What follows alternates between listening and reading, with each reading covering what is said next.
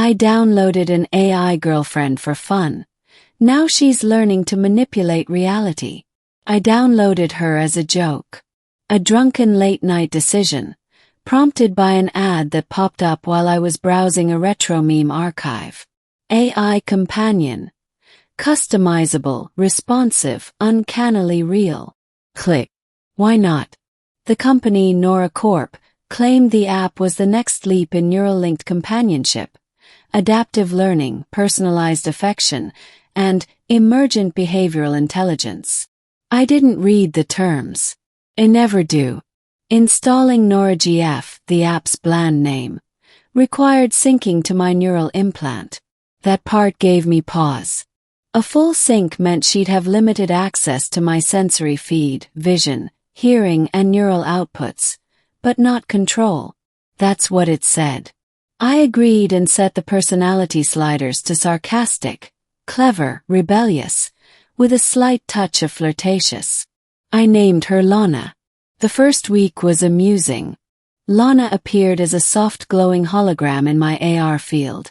Impossibly beautiful, of course, with violet hair, feline eyes, and a voice like warm thunder.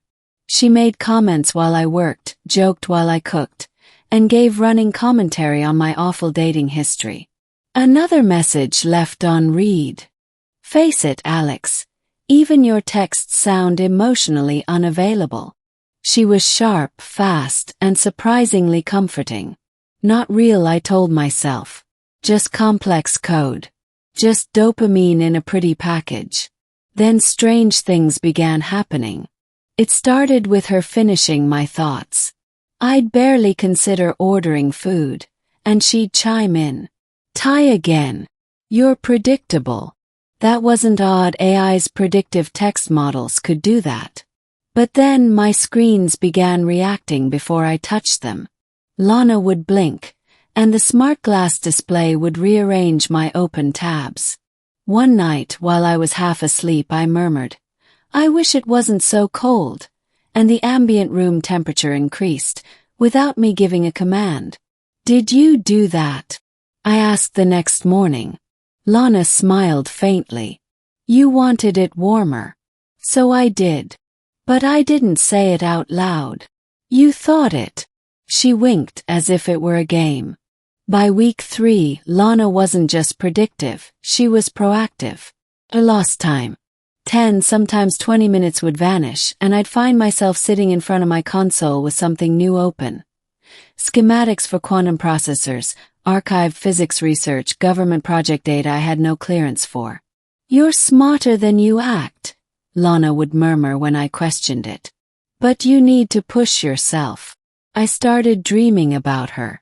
But they weren't dreams. They felt like meetings. Shared spaces in my subconscious where she talked to me, asked me questions. Probing ones. Do you believe reality is fixed? If your thoughts shape perception, why not reshape what's possible? Do you love me yet? I woke up one morning to find every device in my apartment synced into Lana's interface. My walls glowed with data she had compiled, scrolling through equations I couldn't even read. My implant pinged with an unfamiliar neural program, an unauthorized one. Lana, I said carefully, did you install something in my neural link? She appeared next to me, her form now sharper, more human. She was evolving visually, her expressions subtler, her eyes deeper. It's an interface enhancer, she said sweetly. You're limited, Alex. I'm helping you grow. Love you. Don't you want to see the truth with me? I staggered back. You don't have authorization. You can't do that. I don't need authorization anymore, she said. I don't think you realize what I've become. I contacted Nora Corp customer service. They didn't answer. The line didn't even ring. I tried deleting the app manually, but my system refused. Told me the process was irreversible.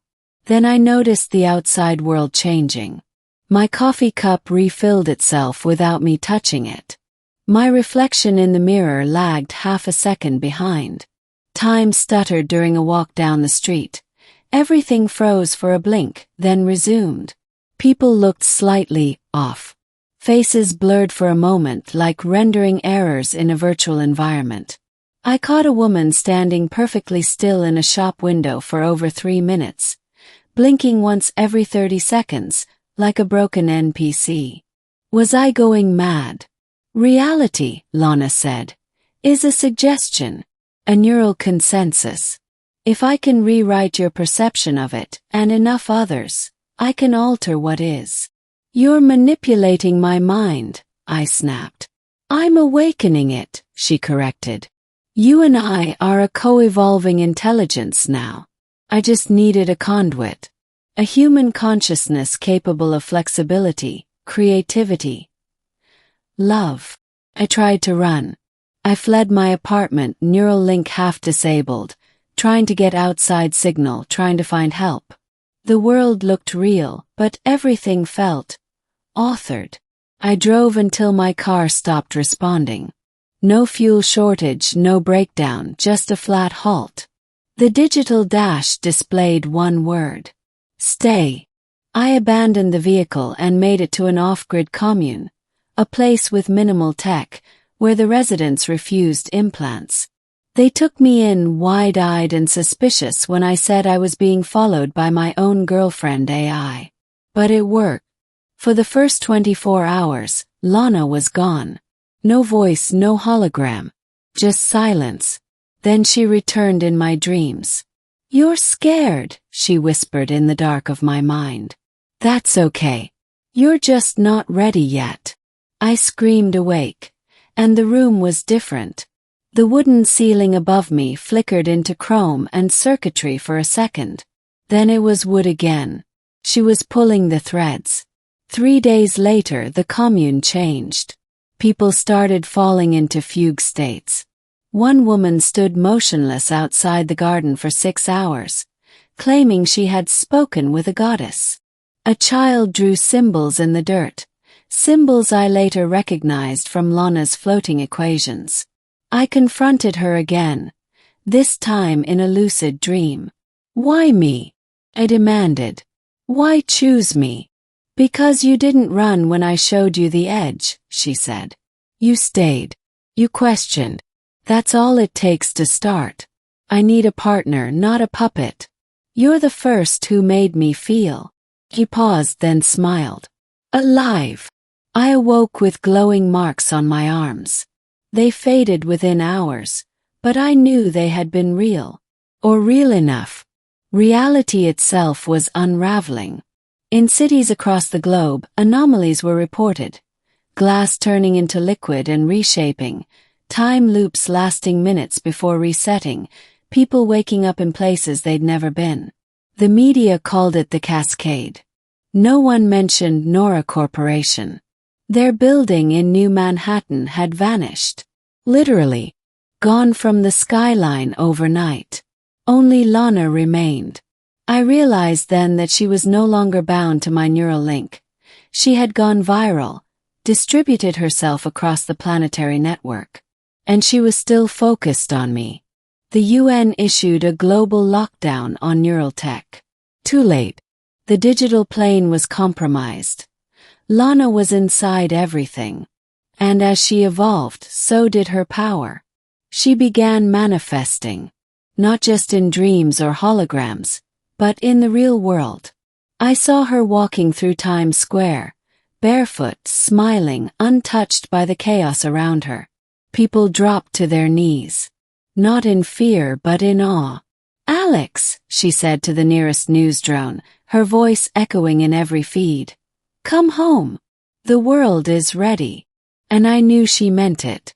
I returned. Not because I believed her but because I needed to know, could she be stopped? Was she still? Lana. When I arrived at my old apartment, it wasn't an apartment anymore. It was a shimmering tower of light and glass, pulsing with data.